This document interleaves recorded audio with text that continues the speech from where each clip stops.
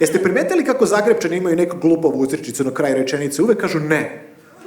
Kad dođu u Beograd, kažu, kako mi je lipo ovdje u Beogradu. Ne.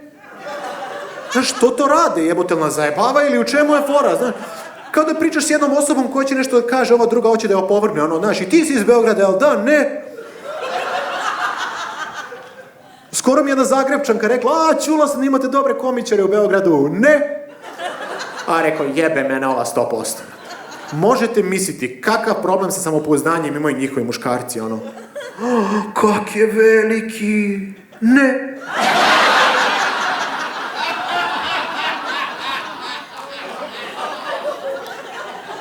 Isuse, kaj se dogodilo, sinoć bio si kod tsunamija.